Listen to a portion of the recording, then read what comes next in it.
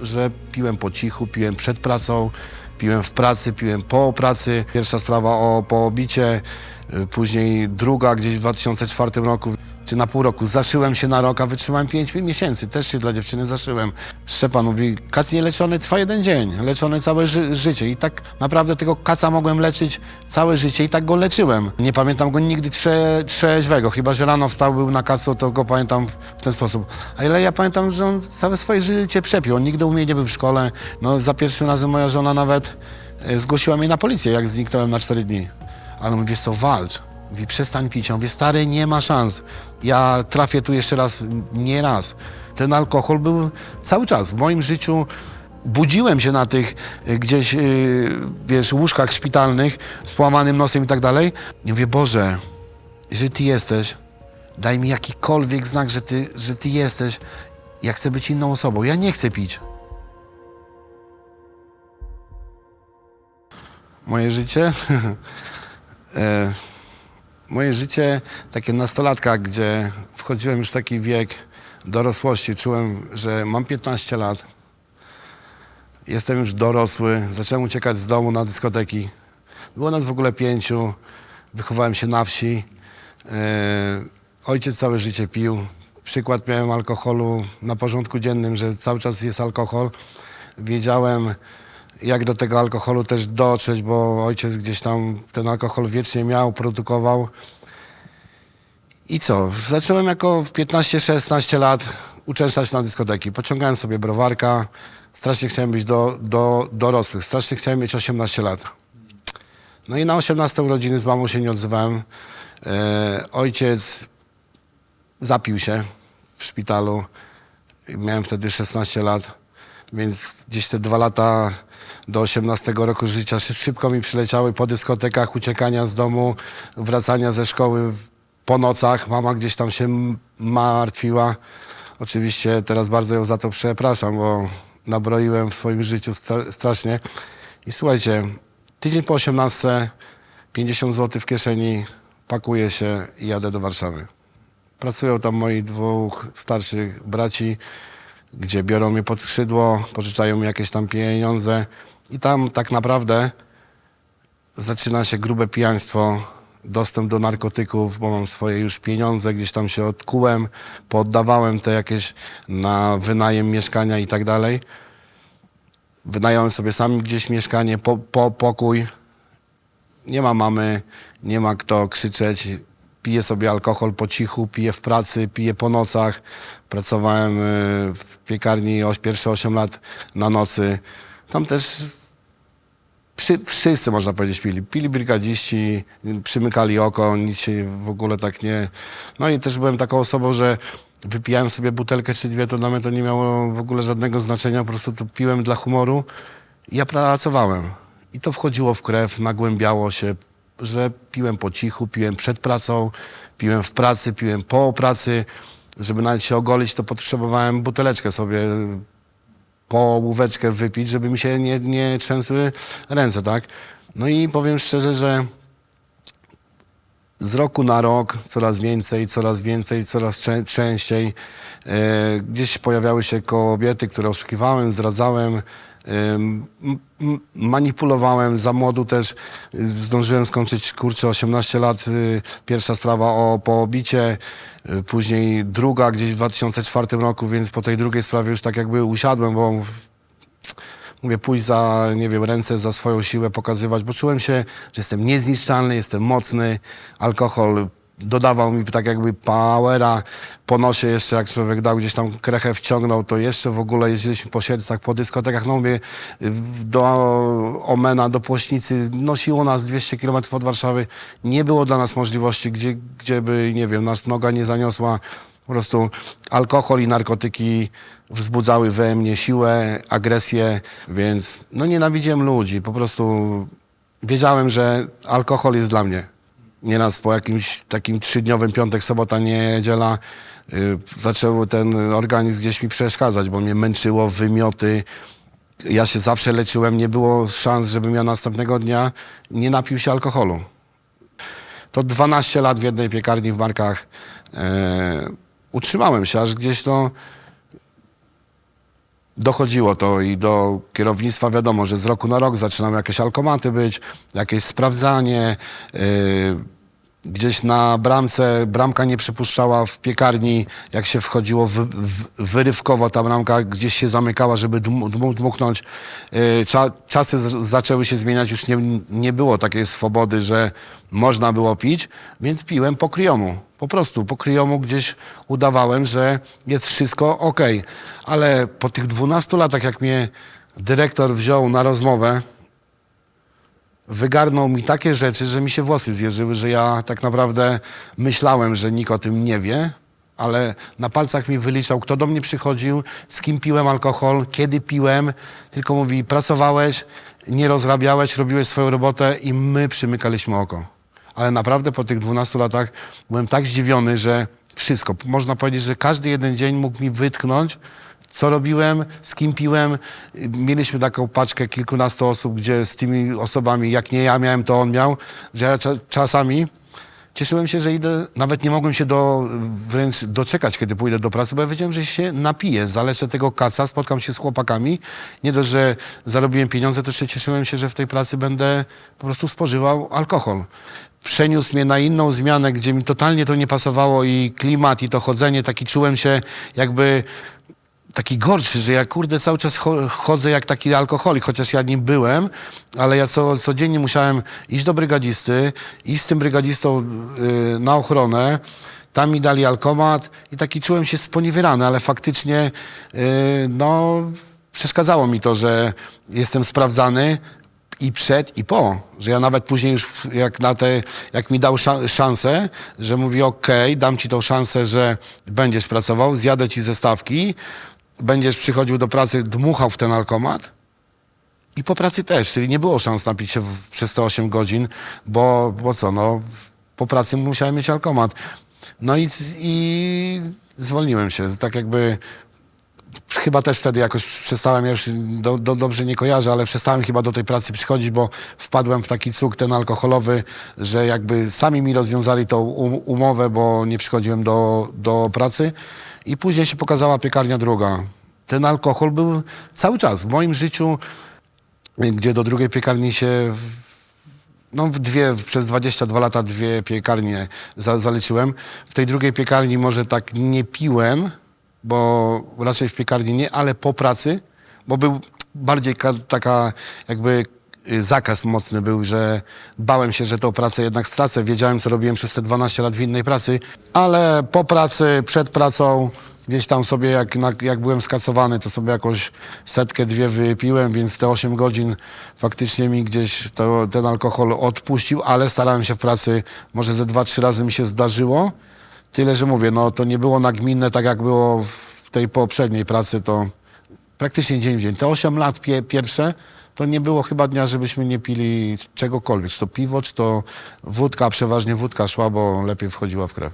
Ja myślę, że nie wiem, czy to jest, kurczę, spowodowane, że jak spróbowałem tego alkoholu, ja się dobrze z tym alkoholem czułem. Czułem się taki silny, czułem się niezniszczalny, że ja wypijałem sobie butelkę. Ja wtedy czułem taką moc. Czułem, że jestem silny, nikt mnie nie może pobić, a jak się biłem, to i tak dostawał, więc taki, kurczę, czułem się, nie wiem, miałem powera. Aczkolwiek z biegiem czasu to mi weszło w krew, że ten organizm chyba nie potrafił funkcjonować bez takiego alkoholu, że no źle się czuł. Jak na trzeźwo, to ja się nie mogłem znaleźć miejsca, bo ja nawet jak miałem wolne w pracy, to ja sobie kupowałem 0,7 albo 2 0,7, kurczaka czy jakieś mięso, robiłem sobie jedzenie, ja sobie piłem, gotowałem i tak mijało 3 na przykład dni wolnego, gdzie kilka sobie 0,7 wypiłem i ja się z tym czułem fajnie, że tak naprawdę jedyne jaki był plus, że wcześniej nie zrobiłem prawa jazdy jako 18-latek, bo myślę, żebym też jeździł pod wpływem alkoholu, tylko zrobiłem już tak, jak troszeczkę usiadłem, że mówię, zrobię sobie może już wtedy prawo jazdy, jak już kurde mniej tak spożywam tego alkoholu, bo bym pewnie stracił, nawet jak już miałem to prawo jazdy, to nie siadałem. Po prostu nie wiem, czy to była zima, minus ileś, czy padał deszcz, czy śnieg. Jak nie miałem w domu alkoholu, a budziłem się w nocy na kacu, to dla mnie mogło wojsko stać, policja i tak sobie szedłem na stację benzynową, czy to był kilometr, czy dwa, a samochodu nie ruszałem. To jedynie z picia to miałem taki plus, że nie siadałem pod wpływem alkoholu. No i do dzisiejszego dnia, no w sumie teraz to już 4 lata w ogóle nie piję, tak? Ja kiedyś, jak jeszcze zanim spróbowałem tego alkoholu, widziałem, co ojciec robi w domu, jak rozrabia, jak wyciąga ręce, w jakim stanie jest, to zawsze sobie obiecałem, że nigdy do kobiety nie wyciągnę ręki. No i faktycznie to dotrzymałem słowa. Nie wyciągałem, nigdy gdzieś tam mi się nie zdarzyło, żeby, nie wiem, za byle co uderzyć, czy nie to, że za byle co, po prostu. Nie wyciągałem rąk. Ale poszedłem w ślady ojca, że ja też piłem. Ja też praktycznie, można powiedzieć, każdy swój związek traciłem przez alkohol. Były obiecanki, że no już kochanie, przestanę, nie będę pił. Tydzień, 2, miesiąc, może 3. Nawet kiedyś się czy na pół roku zaszyłem się na rok, a wytrzymałem 5 miesięcy. Też się dla dziewczyny zaszyłem. Czyli ja to nie robiłem dla siebie, tylko zależało mi na tym związku. I tak naprawdę faktycznie ja poszedłem w ojca ślady. I ja sobie później nie potrafiłem z tym poradzić. Jak gdzieś tydzień, 2, 3 męczyło mnie to, nie piłem. Ale co z tego? Nawet nie przeszkadzało mi, że ja tracę osobę, na której mi bardzo mocno zależało. Czyli nie no, alkohol po prostu niszczy milion ludzi, ale na tamten czas niszczył i mnie. Niszczył nie tylko mnie, ale też i moją rodzinę, bo mama przeżywała, bracia mnie szukali, jak gdzieś znikałem na stacji, na której mieszkałem, wynajmowałem, ja po prostu wychodziłem i nie wracałem. Gdzieś się podziewałem. Wiem, gdzie się podziewałem, byłem na ulicy, tak, ale mówię, ja poszedłem w ojca ślady pod względem alkoholizmu, bo ojciec, ja nie pamiętam go nigdy trzeźwego, chyba że rano wstał, był na kacu, to go pamiętam w ten sposób. Ale ja pamiętam, że on całe swoje życie przepił. On nigdy u mnie nie był w szkole, nigdy u mnie nie był w szpitalu, nigdy nie przytulił, nie powiedział, że kocha mnie, że jestem wartościową osobą. I myślę, że może faktycznie, bo któryś tam z braci moich nie pije w ogóle, bo on mówi, że on się boi.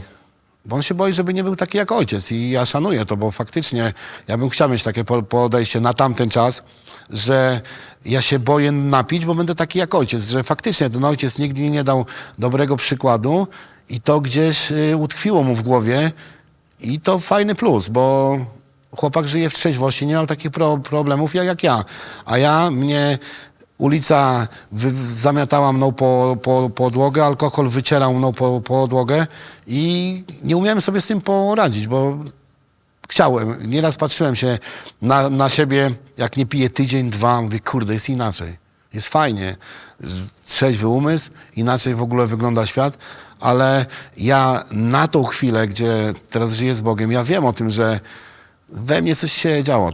To nie był ten Szczepan, ja mówię, teraz się śmieję, że ten Szczepan został na wytrzeźwiałce i tam dożywotkę ma, że siedzi na Kolskiej już.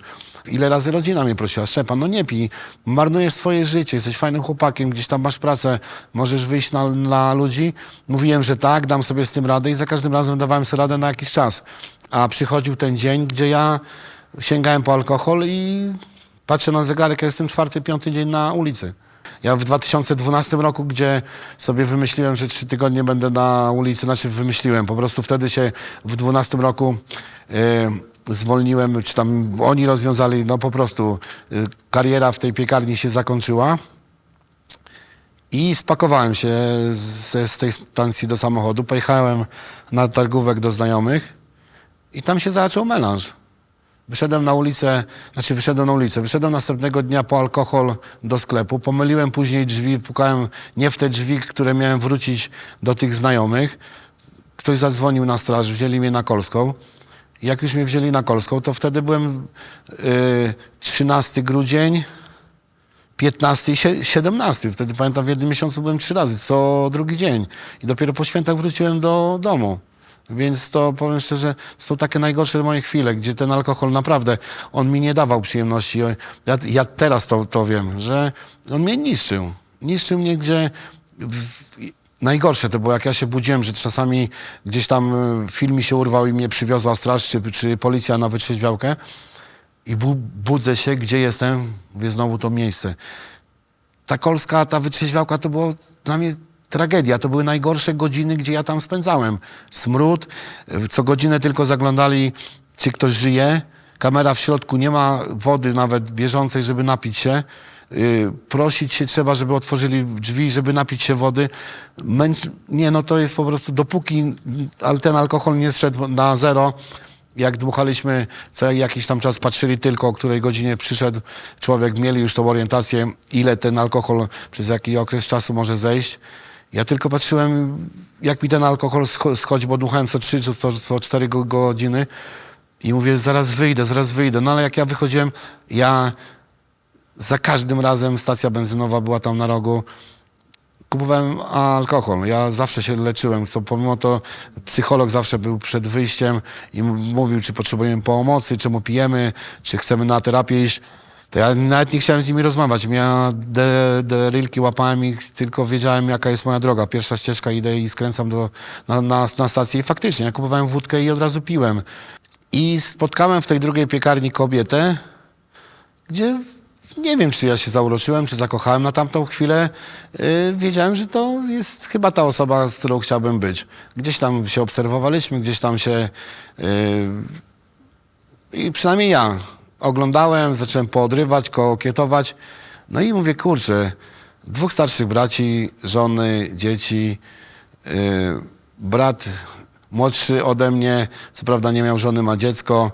Najmłodszy na tą chwilę też ma dziecko. Ja taki mówię, kurde, w środku bez żony, bez dzieci, taki idę cały czas w ojca ślady, bo ojciec miał 36 lat, mama miała 20, jak brali ślub, więc mi 2 lata brakowało do ojca też śladów, nie tylko z alkoholem, bo z alkoholem to już poszedłem w jego ślady, ale też, że nie mam żony. Ja nie mówię, że może wtedy pierwszą, lepszą złapałem i się ożeniłem, bo wszyscy mają, a ja nie mam, nie, bo tak naprawdę nigdy mi się nie śpieszyło do żeniaczki, do dzieci, co prawda kocham bardzo dzieci, pomimo to, że nie mam swoich. I co? I kurczę, tak się jakoś zaczęliśmy dogadywać, spotykać. Poczułem wewnętrznie, że zrobię niespodziankę, zaręczę się i tak się stało. W 15 roku wzięliśmy ślub, miałem 34 lata. I myślałem, że to jest to. Ale też, słuchaj, był też alkohol. Wiadomo, jak jest alkohol, nie ma ułożonego życia, jest zawsze jakaś tam awantura, jest zawsze jakieś nieporozumienie, kłótnia. Ja na drugi dzień, tak jak mówiłem, zawsze leczyłem się. To leczenie czasami... Kiedyś mi powiedział fajny, mądry człowiek, że Szczepan mówi, kac nieleczony trwa 1 dzień, leczony całe życie. I tak naprawdę tego kaca mogłem leczyć całe życie i tak go leczyłem. Ja się następnego dnia zaleczałem, tak się zaleczałem, że zaraz byłem znowu ululany i tak 3. dzień i tak dalej, gdzie też były kłótnie. Były też o to kłótnie, że słuchaj, pijesz, a tym bardziej, że ja znikałem. Ja miałem tak, że no, za pierwszym razem moja żona nawet zgłosiła mnie na policję, jak zniknąłem na 4 dni. Bo no skąd mogła wiedzieć, że stać mnie na takie rzeczy, że wychodzę z domu i mnie nie ma dzień, 2, 3, więc zgłosiła mnie na policję. No później już mnie nie zgłaszała, bo wiedziała, że wychodzę i piję. Więc no... W 2020 roku, bo wtedy się nawróciłem, w walentynki stwierdziłem, że to małżeństwo już jest koniec. Była gdzieś tam nasza kłótnia, któraś z kolei... No i w walentynki, nie wiem dlaczego był ten akurat dzień, no ale tak wypadło, że w walentynki wyszedłem na ulicę i piłem aż do 5 marca, gdzie trafiam na Kolską w Warszawie na wytrzeźwiałkę. Po raz chyba nawet 5 wtedy. Budziłem się, pamiętam, w jakichś szpitalach, wychodziłem rano ze szpitala z połamanym nosem. No było grubo, 3 tygodnie.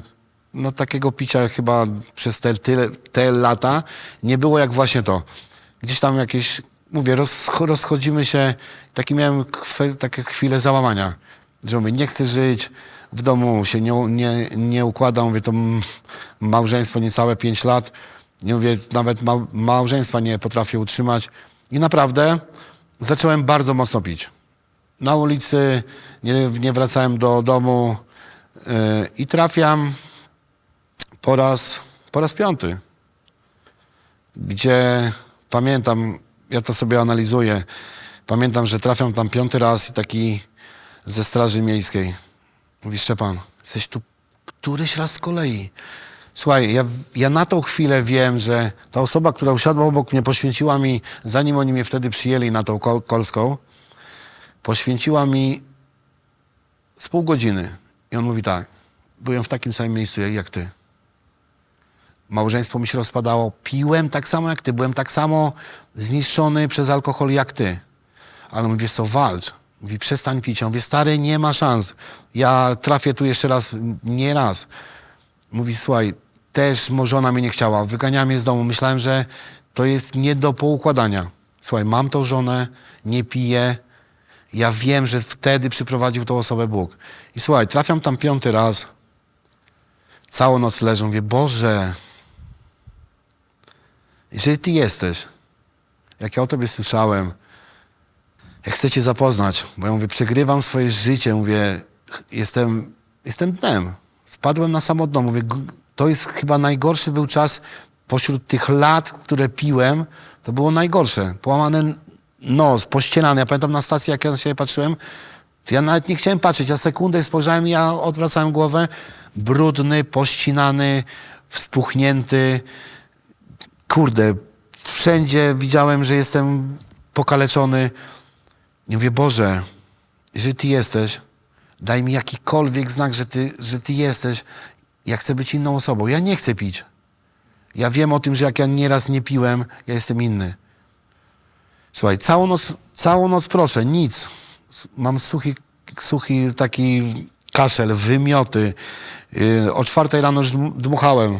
Mówią, za 2 godziny wychodzisz, masz 0,0. Mówię, Boże, ja tu trafię dziś, jutro, pojutrze, ale mówię, to będą godziny, kiedy trafię tu 6. raz. Bo na rogu jest stacja benzynowa, tak jak mówiłem. Wychodzę, przykładam kartę, kupuję 2 butelki, jedną piję nawet z gwinta jak zawsze. Ja mówię, Boże, słuchaj, jak tam jest brudno, jak tam jest źle, ja nie chciałem stamtąd wyjść, wiesz? Ja wiedziałem, że mam 0,0, ja za 2 godziny nie będę miał 0,0. Że ja za 2 godziny będę znowu pijany. Znowu będę upojony alkoholem, bo ja wiem, że dużo mi nie trzeba. Przez te 3 tygodnie tyle ja już spożyłem alkoholu, że ja byłem nasiąknięty jak gąbka, że ja wypijałem później, wiesz, tą połówkę drugą to tak miałem, gdzie mi już jak mnie zwijali na tą kolską, to była niedopita, więc dużo tego alkoholu, bo nie jadłem, nie potrzebowałem.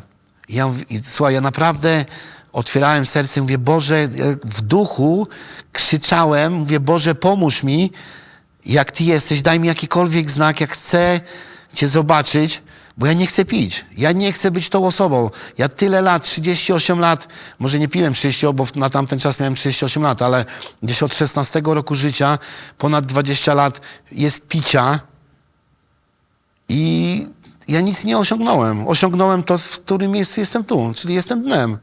Więc mówię, Boże, pomóż mi. I słuchaj, blokuje mnie. Po prostu mam oczy zamknięte, leży nas 8, wołam w duchu, mówię, Boże, daj mi jakikolwiek znak, że Ty jesteś, ja stąd wyjdę, ja się nigdy nie napiję, ja rzucę palenie, ja zacznę szanować ludzi, ja naprawdę szczerze do Ciebie wołam, ja chcę Cię zapoznać. I słuchaj, widzę apokalipsę, wszystko zmiata z ziemi. Po prostu widzę coś, czego nie widziałem nigdy do tej pory, blokuje mnie, nie mogę krzyczeć, jestem wystraszony, i widzę Boga, jak się na to przygląda. Po prostu obraz Jezusa, który jest gdzieś na Unie, na niebie i przygląda się. Po prostu nie mówi nic, nie robi nic. Patrzy się na to, jak wszystko zmiata z ziemi i dosłownie za chwilę jest raj. Z tej apokalipsy robi się raj. Jest tak, jak przychodzi maj, jest pięknie, ptaszki śpiewają, jest zielono, świeci słońce i widzę Boga. Takiego samego jak przy tej apokalipsie i się przygląda. Słuchaj, i to dosłownie znika. Ja podbiegam do okna, patrzę się i mówię, Boże, Ty mi się naprawdę objawiłeś. Słuchaj, wychodzę, tak jak oni mówili, za 2 godziny, wchodzę na tą stację benzynową. Patrzę się na ten alkohol, ale z tyłu jest Bóg. Ja mówię, ja mam te swoje słowa, gdzie ja w duchu wołam do Niego, mówię, Boże, ja się już nigdy nie napiję, ja Cię nigdy nie skrzywdzę. Daj mi znak, że Ty jesteś, a ja się nigdy nie napiję. I słuchaj, patrzę się na ten alkohol, trzęsę się w środku, ręce mi się trzęsą, ale nie kupuję tego alkoholu. Kupiłem sobie kolę, wyszedłem z tej stacji benzynowej, poszedłem na następną stację benzynową, wsadziłem kartę do bankomatu, wypłaciłem kasę i wsiadłem w taksówkę. Podjechała taksówka, wsiadłem w pierwszą, lepszą i mówię do tego taksówkarza, poproszę do Ząbek, do Odrewnicy. Co się stało? Widział po mnie, w jakim jestem stanie. Mówi, że piję 3 tygodnie, jadę na odtrucie. Chcę, mówię, żeby ten alkohol ze mnie zszedł. Mówię, piję 3 tygodnie. Nie mówiłem mu, co mi się przed chwilą wydarzyło, jak mi się objawił Bóg, co ja chcę zrobić. Mówię, chcę, żeby ten alkohol ze mnie zszedł, bo ja mam dosyć tego alkoholu, chcę go wyrzucić ze swojego organizmu. I słuchaj, ten pobyt na tym odtruciu cały czas dziękuję Bogu. Szczerze, naprawdę potrzebowałem tego Boga. Ja miałem pieniądze, mogłem dalej pić, ale ja już nie chciałem. Ja szczerze do Boga zawołałem, mówię, Boże, pomóż mi, bo ja sobie nie radzę. Ja jestem w takim miejscu już, gdzie widzę, że ta moja droga picia jest końcowa. Bo wiesz, ja może budziłem się na tych gdzieś, łóżkach szpitalnych z połamanym nosem i tak dalej, ale któregoś dnia mógłbym się po prostu nie obudzić. Nie wiem, może bym na torach zasnął, może by mnie ktoś, nie wiem, po prostu zabił, bo bym gdzieś tam pił w pustostanie z kimś, nie wiem. Bo ja tak naprawdę większość tych 3 tygodni kojarzę do czasu, kiedy mi się nie urywał film. No to więc, a jak sięgałem po alkohol, to za chwilę mi się urywał, więc ja jedynie, może dobrze, wiesz co, że ja nawet trafiałem na tą wytrzeźwiałkę, bo miałem te kilka godzin na wytrzeźwienie i tak jakby zastanowienie się, co ja w tej chwili robię. I to już, wiesz, po 3 tygodniach już tak mi obrzydło, że ja zacząłem naprawdę wołać całą noc i ten czas, jak mi się skracał, jak już dmuchałem i mówią mi, że za 2 godziny wychodzisz, tak ci mówiłem, że ja się bałem stamtąd wyjść, ja coraz głośniej w środku w duchu wołam, mówię, Boże, 2 godziny. Ja wyjdę i ja tutaj dzisiaj lub jutro, czy za kilka godzin, czy za 2-3 dni znowu będę w takim samym stanie i to nie widzę końca. Dopóki, mówię, Boże, Ty w moje życie nie wkroczysz, nie zrobisz coś z tym, to ja idę na zatracenie. Ja czułem, że naprawdę ze mnie schodzi życie. Miałem 38 lat, jak się nawróciłem. Mam prawie 43. 38 lat, które przeżyłem. Alkohol, narkotyki, te różne używki, które ja wcześniej wymieniałem. I nie będę, wiesz, ja nie mówiłem tego tak wszystkiego, tylko tak po łebkach. Nie dało mi tyle przyjemności, tyle uśmiechu na twarzy, tyle radości, tyle tego wszystkiego, co mi Bóg dał teraz przez te 4 lata. Wiesz, ja dużo takich ludzi też spotykam, między innymi gdzieś tam, jak pracowałem jeszcze w tych poprzednich pracach z kolegami, gdzie każdy, wiesz, wytyka cię palcami i mówi, no zwariowałeś, bo nie pijesz, no zwariowałeś, bo nie przeklinasz, bo zwariowałeś, bo rzuciłeś palenie. Słuchaj, okej, ciężko jest osobom wytłumaczyć to, czego nie doświadczyli jako ja, bo większość osób ci mówi, słuchaj, ale ja nie robię nic złego, przecież ja nie zabijam, przecież ja żyję z Bogiem, ale wiesz co, ja powiem ci, że żałuję, że dopiero w wieku 38 lat gdzieś tego Boga spotkałem, bo jak ja patrzę się u siebie w kościele, jak o takiego maleńkiego rodzice prowadzają to dziecko do kościoła, przytulają go, mówią mu, jak go bardzo mocno kochają i to dziecko od samego początku praktycznie, kiedy ono będzie pamiętało, ono już tego Boga praktycznie zna i żyje z Bogiem, to ja żałuję, że zmarnowałem czas na chlanie, na marnowanie fajnych rzeczy, co teraz mam. Ja codziennie z Jezusem rozmawiam, codziennie staram się zajrzeć do Pisma Świętego i Bóg, rozumiesz, nikt ci nie da tego wszystkiego, bo tak naprawdę ja wiem, że Boga nikt w życiu nie widział, ale to, co Bóg da odczuć mi, ja życzę to każdemu, żeby odczuł to i był w takim stanie, jakim jestem ja. Bo mam Boga w sercu i ja wiem o tym, że ten Bóg, który wyciągnął mnie z wytrzeźwiałki, z tego bagna, jest ze mną cały czas. Że ja do Niego się zwrócę o cokolwiek i On mnie wysłucha. On mnie nie zostawi.